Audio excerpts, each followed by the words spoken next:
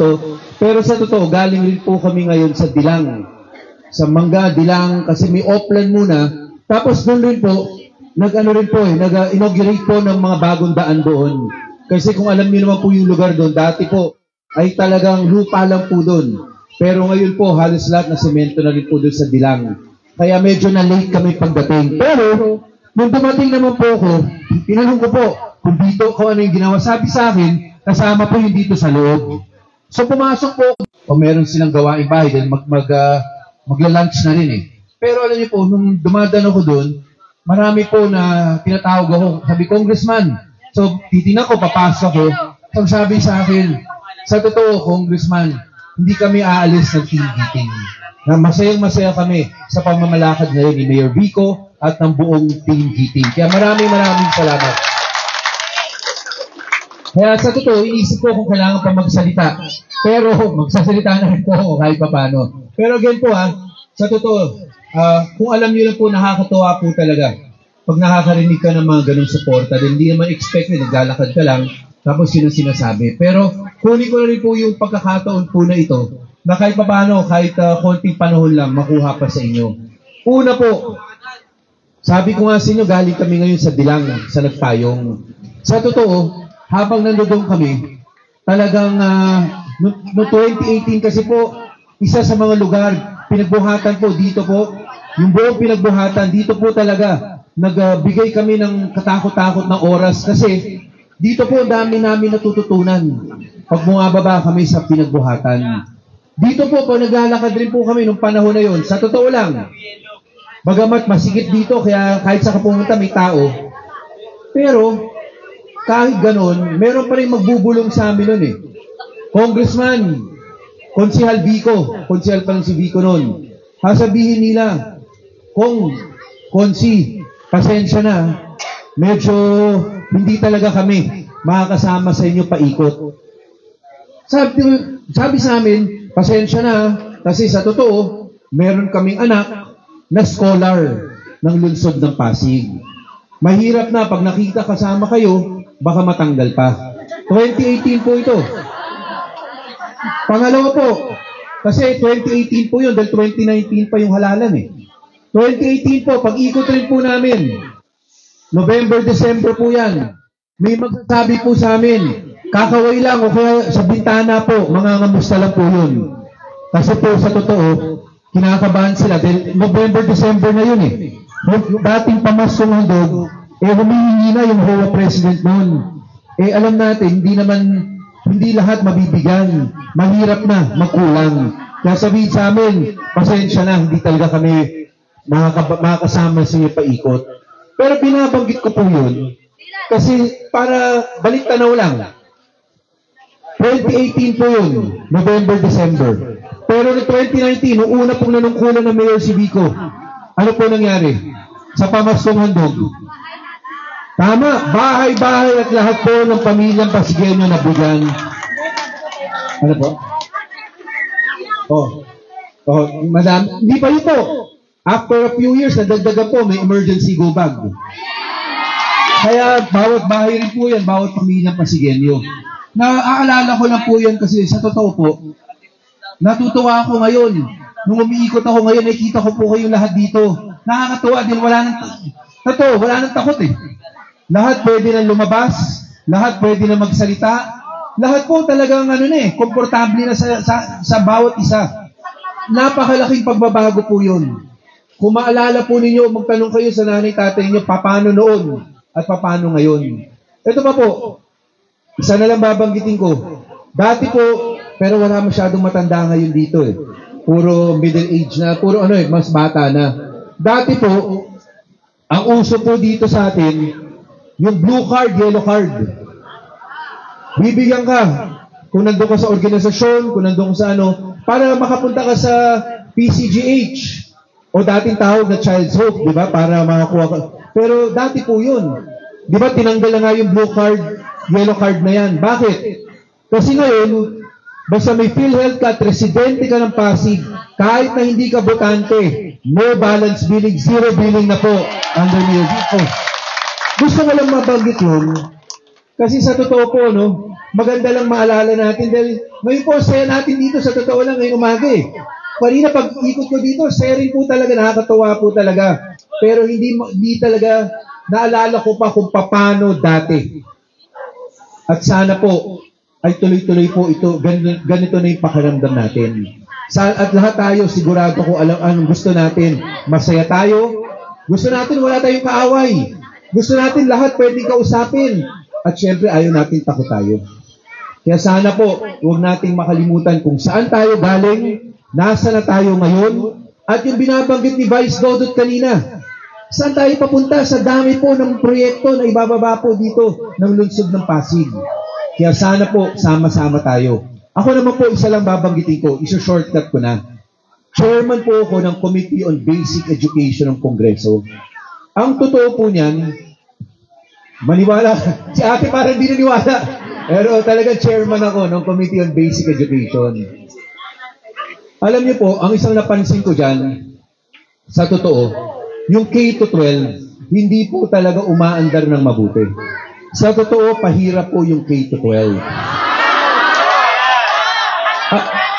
Ang totoo po niyan, nung unang sinabi sa atin mag-K-12, ano po ang pangako sa atin nung sinabi mag-K-12? Sinabi sa atin, una, ang anak po ninyo na mag-K-12, techbook track, sigurado maganda trabaho pagkatapos ng grade 12. Di ba sinabi yun? Totoo ba yan ngayon? Hindi. Pangalawa, ang sinabi po nila, pagka nag-academic track ka sa K-12, pag natapos mo yung grade 12, iiksian na natin yung kolehiyo mo, tapos handang-handa ka na sa kolehiyo. Totoo ba yun? Nangyari ba po yun? Hindi rin po.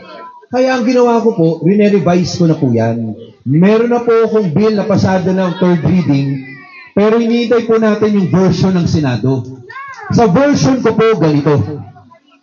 Grade 10, graduate na po lahat ng mag-aaral. Kapag-graduate natin, grade 10. Pagkatapos po nun, ang tawag po sa bill ko, ito po yung tawag sa bill ko, Education Pathways. Kasi pagtapos ng grade 10, dapat may choice yung bata. Kasi para sa grade 10 po, yun yung dating 4th year high school eh. O diba sabi nila, magdagdag tayo ng 2 taon, kasi pag nag-aral ka abroad, hahanapin rin yung grade 11 and 12. Eh sa totoo, ilan ba nag-aaral abroad? Yung mayayaman lang naman, konti lang nakaka-aral sa abroad, karamihan dito naman. So sa totoo po, para makakuha ng trabaho, hindi mo kailangan yun. Sabi nila, hindi, kailangan natin yan. Kasi, pag nagtrabaho ka abroad, hahanapin sa'yo grade 11, 12. Una, ilan po ba nagtatrabaho abroad na talaga nakakakuha ng sweldo na naghahanap ng 11, 12? Konti lang po yun. Karamihan na nagtatrabaho abroad, sa totoo, hindi nga kailangan yung 11 and 12. So, bakit natin pinapahirapan? Ang sa akin, grade 10, graduation, yung bata ngayon, pwede magtrabaho, sa sarili niya, sa pamilya niya, pwede tumulong sa pamilya niya. Pero, marami pa rin po sa atin, gusto pa rin mag-aral further on, di ba? Yung techbook, yung skills. Ang gusto po natin sa bill ko, yung skills training, umabot na ng skill ng 3 and 4. Para makakuha ka talaga ng trabaho na yung babayaran sa'yo, ay eksakto naman na mabuhay mo sarili mo at pamilya mo. Hindi katulad ngayon po. Pag nag-graduate ka ng techbook sa DepEd, ang bibigay sa'yo, NC2. Ang NC2 po, ibig sabihin, marunong ka na, pero kailangan ka pa rin turuan. So, sa kanina yung nakakuha ng trabaho doon, hindi rin ganun kaganda. O, pangatlong pathway po, yung mga gusto magkolehiyo. Yung mga gusto magkolehiyo, under my bill, dadang ka pa rin ng 11 and 12. Pero, ngayon kasi po, pag dumaan ka ng grades 11 and grade 12, 31 subjects po yan. Ganong karami ang pinapaturo sa isang bata. 31 subjects yan. Grades 11 and 12. Ang sabi ko sa DepEd kahapon, tigil na yan. Huwag na 31. 8 subjects na lang. 4 sa grade 11, 4 sa grade 12. Yun kasi po yung kailangan natin para sa kolehiyo. Pag napasa mo yun, college ready ka, pwede ka mag-exam sa kolehiyo para mag-credit yung 8 subject na yun. Pag na-credit po yun, yung 4 na taon na kolehiyo, pwedeng mabawasan to 3.5 years na lang ang college na yun. Mas mahal sa kolehiyo, bawasan natin doon. Pero, meron akong isang bonus doon. Pagkatapos ng grade 10, lahat na magtatapos ng grade 10, na gusto pa rin magkolehiyo, magbibigay po tayo ng honors exam. Pag napasa mo yung honors exam, accelerated ka na, diretso ka na sa first year college. Hindi ka na dadaan ng grades 11 at 12. Para mas makatipid rin po ang pamilyang Pilipino. Yun naman po gusto natin. Pag pinasa mo yun, ibig sabihin matalino ka na. College ready ka.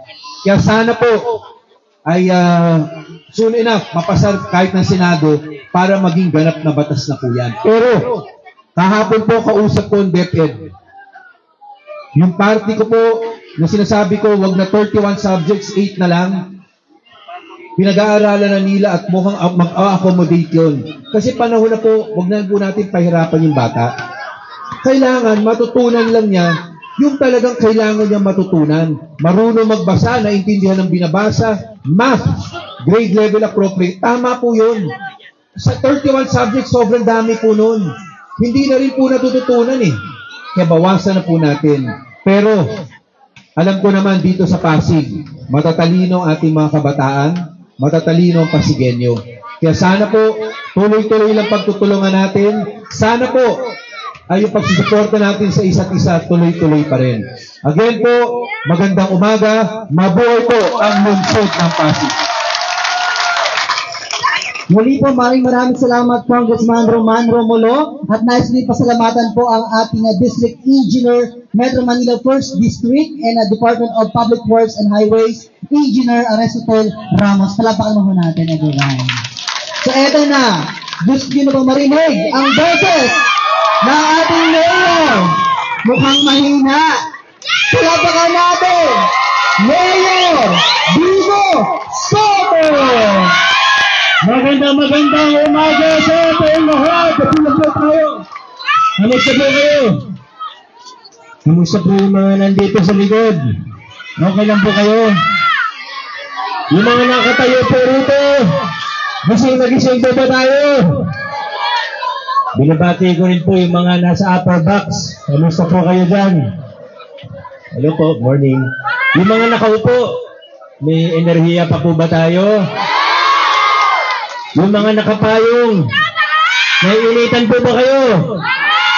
Okay lang? Yung mga nasa mga bahay-bahay, okay lang po ba kayo dito? Aray ko! Ako! Ito, mawawala yung electric fan. Plug natin yung electric fan. Baka mainitan si nanay. Kamusta po kayo yung mga sa loob ng bahay? Kamusta? Kayo po dito. Gising lagi, ay yun po. Teka, mamaya. Teka, sadali lang. Ano, sama ka. Sama daw siya sa akin. O, dito ka. Kumapit sa binti ko eh. Dito po. Teka, bigyan mo na kita ng upuan ha. Dito ka muna. Thank you. Nakakatuwa naman po ang pagsalubong niyo po sa amin. Napakainit ng pagtanggap ninyo sa amin ni Nakong Roman, Vice Mayor Dodot, at sa mga konsehal po na kasama natin. Maraming salamat po sa inyo. Siyempre, papasalamatan ko rin po ang ating mga barangay officials sa pangunan ni Cap Robin. Kanina pa po kami magkasama sa Manggadilang dahil may inauguration din po tayo doon. Katunayan, halos lahat ng mga kalsada doon, sa tulong din siyempre ni Congressman Roman Romulo, ating DPWH, ang nasyonal na pamahalaan, lahat halos ng request sa mga kalsada, pati sa mga drainage na nagpayong at barangay pinagbuhatan ay tapos na o nasimulan na. Iba naman, naka-budget na rin or this year. Ito po, nakakatuwa dahil napagawa na po muli po sa tulong ni Congressman Roman. Huli po akong bumisita dito sa inyo. Hindi pa ganito ganda. Laging may tubig-tubig. Pero ngayon, maayos na po. nakwento lang sa amin ni Kong Roman na may engineer, medyo nahirapan lang din po sila. Siguro alam niyo naman po ito, no? At naiintindihan naman po natin kasi siyempre, yung iba naglalaba, yung iba talagang walang ibang madadaanan. Kaya medyo nahirapan tayo din sa curing period o yung pagpapatuyo. So baka hindi siya yung 100% talaga na ano. Pero anyway, importante na paggawa po siya. Importante, nandito na po tayo ngayon. At talaga naman ang dami na nangyayari sa lungsod ng Pasig. Sana nakinig po kayo ng maigi dun sa kinuwento ni Vice Dodot. Nakinig po ba kayo kanina? Siyempre naman. Hindi ko na po ulitin yung mga nabanggit niya na at meron makikita po talaga natin nasa magandang lugar, nasa magandang posisyon, hindi lang ang ating lokal na pamahalaan kundi ang ating buong lungsod. Ngayon po, nandito na tayo sa punto, nandito na tayo sa yugto na inalalawak po natin yung mga serbisyo at programa ng ating pamahalaan. May mga nabanggit kanina tungkol sa Persons with Disabilities o PWD, may mga nabanggit tungkol sa scholarship at sa larangan ng edukasyon. Nakikita ko dami sa mga bata ay naka-uniform po natin at iba suot-suot po yung bag ng ng ating lokal na pamahalaan. Pero sa totoo po, sa lahat ng larangan, sa lahat ng serbisyo, sa lahat ng programa, paganda ng paganda yung nangyayari po sa ating lungsod. Ngayon po, sa opisina, sa totoo, late na nga po ako sa meeting ko, pero okay lang po, mas importante po na magkasama tayo. Meron po kaming annual investment program planning. Ibig sabihin, ngayon pa lang, Marso pa lang, pinagpaplanuhan na rin namin yung programa ng 2026. Ganyan po talaga ang gobyerno, dapat maaga nagpaplano. At nakikita ko po, habang nire-review ko yung mga panukala para sa 2026, siyempre tinitingnan ko rin yung naging accomplishment noong 2024. Tinitingnan ko rin kung ano yung mga ongoing ngayong 2025. At alam nyo, masasabi ko po ng buong confidence na sa lahat ng programa, lahat ng opisina, lahat ng serbisyo natin, lahat yun nag-improve. Lahat gumanda. Mula sa edukasyon hanggang sa livelihood, hanggang sa yung PCIST natin, hanggang sa infrastructure work, hanggang sa lahat po. Hindi ko na babagin ng isa-isa, pero lahat po ay talagang nag-improve. Ang layo na po ng narating natin. Ang layo na po ng narating natin bilang isang lungsod. Sinimulan po natin ng 2019 ng matitinding pagbabago. Sindikato po yung binangga natin dyan. Alam niyo naman po yung kwento. Ngayon po, pagtagumpayan natin, hindi pa perfecto, pero malaki na pagtagumpayan natin. Bilyon-bilyon yung natitipid natin na naibubulsa lamang. At dahil po rito, bukod sa pag-improve ng bawat programa, mula edukasyon hanggang para sa senior citizen ba dito? Taas naman po ng kamay mga senior. Nasa kalahati pala ng kakwentuhan ko ngayon ay mga senior, 665 pataas. Meron tayong beneficiaryo dito ng local senior pension. Meron po ba? May ilan din po. Medyo marami din pala. Dadami po yan kasi yung mga may SS, hanggang 4,000, makakasama na rin po. Sino po dito yung may SS na hanggang 40, mga maliliit na SS? May ilan din po. Ayan. So, ayan po, talagang nag-iisip tayo habang lumalaki yung budget natin. Yung kinukwento ni Vice kanina na lumalaki yung budget natin. Siyempre, yung dapat makinabang dyan ay ang ordinaryong mamamayan. Kaya talagang iniisip na paano pa tayo makakatulong? Makakatulong sa paraan na pangmatagalan. Yan din po ang iniisip natin. Diba sa ayuda, opo, may mga pagkakataon na kailangan natin magbigay ng ayuda, lalo na nung panahon ng pandemya. Hindi naman tayo nagpabaya, nagbigay tayo ng ayuda tuwing kailangan po. Pero hindi tayo dapat magtapos doon. Dapat yung mga programa natin, yung pangmatagalan, kung saan magbabago ang buhay ng bawat Pasigenyo, kung saan tataas ang antas ng ating pamumuhay. Diyan po tayo nakatuon ng pansin. Yan ang pinagtutuunan natin ng pansin bilang lokal na pamahalaan. Yung mga programa katulad ng scholarship kung saan sigurado magbabago ang buhay natin. Marami na tayong ginawang pagbabago. Lumalaki yung budget natin. Bumababa yung presyo ng kontrata dahil sa open bidding. Yung mga sari-sari store, di na natin sinisi. Ang dami pong improvement. Pero isa rin po sa pagbabago, hindi lang po dun sa pagdating sa pondo ng bayan, kundi po sa estilo ng paggugobyerno. Yung nabanggit kanina ni Kong na alam naman natin, nangyayari talaga noon yung takutan. Nangyayari yung ginagamit yung lakas ng gobyerno, ginagamit yung resources ng pamahalaan para takutin tayo. Na pagkasama tayo, mabibigyan. Pag hindi tayo kasama o nakagalit yung wawa natin, mas konti yung ibibigay na pamasong handog, pwedeng mawalan ng scholarship, pwedeng mawalan ng trabaho ang isang empleyado ng City Hall o yung kamag-anak, baka mapag-initan. Tayo po sa Pasig ngayon, graduate na po tayo mula sa ganyang klaseng politika.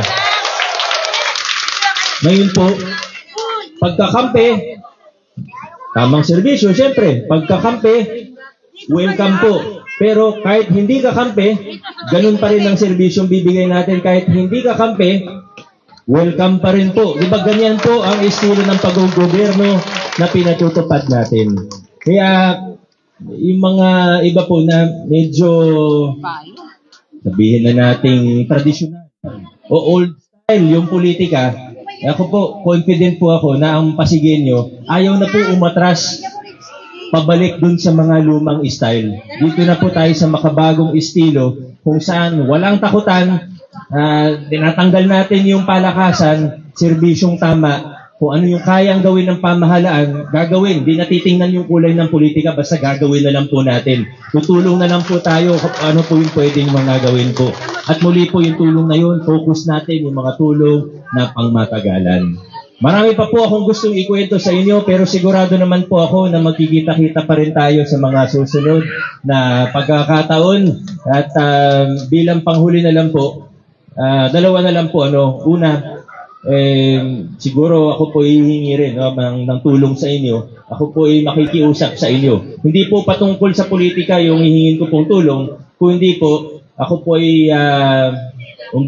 inihikayat ko po ang bawat isa sa atin na maging maingat, maging mapanuri sa mga naririnig o mga napapanood po natin. Lalo na sa social media, may mga iba po kasi talagang gumagastos ng napakalaki.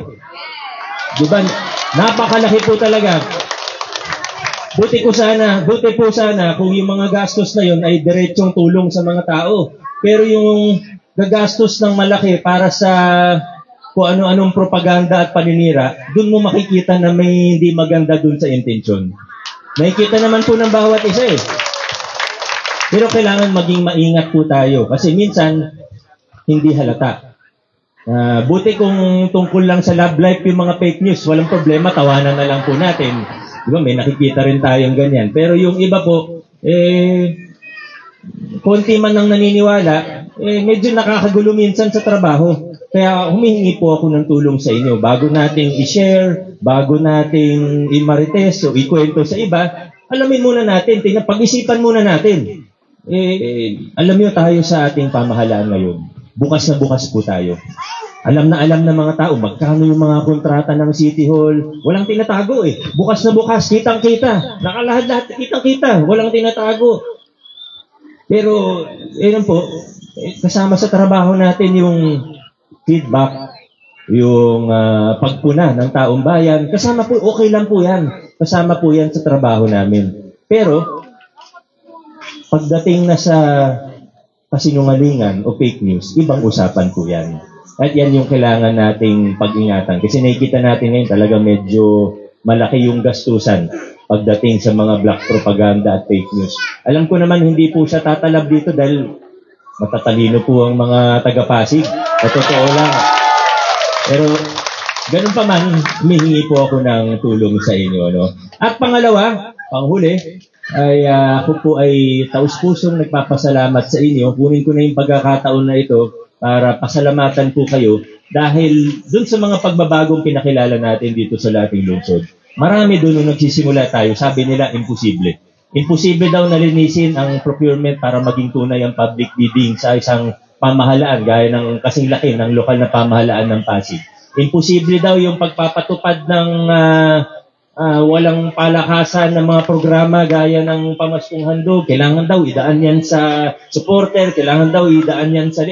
Imposible daw yung gusto natin gawin. Pati yung mga sa blue card o yellow card na ayaw natin kasi gusto natin lahat makinabang. Sabi nila, imposible yan, yung mga gagawin. Sabi nila sa akin, pati yung mga kaibigan kong mas traditional siguro sa politika, sabi nila, naku, hindi ka maglalagay ng mukha mo, hindi ka maglalagay ng pangalan mo sa mga project ng city government. Hindi ka naman nanaan sa susunod. Sabi nila sa noong 2019, hindi malalaman ng tao yung ginagawa mo, hindi ka naman nanalo niyan. Sabi nila sa akin, imposible yung gusto mo gawin na style.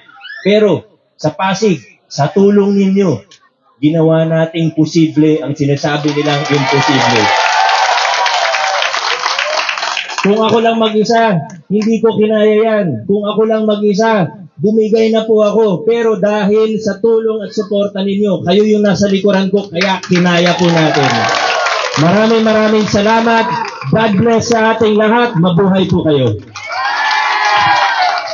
Muli po, maraming salamat, Mayor Vico Soto. Palapakan man ho natin. Alright, so, at this moment, now it's time for the moment we've all been waiting for, the ribbon cutting. And I request Co-President, the honor of Congressman Roman Romulo, together with our barangay chairman, and of course, ating Pasig City Councilor, and barangay council of Barangay Pinagbuhatan. Alright, yes, Brother Kenneth Tayaw, para po sa pagbabasbas.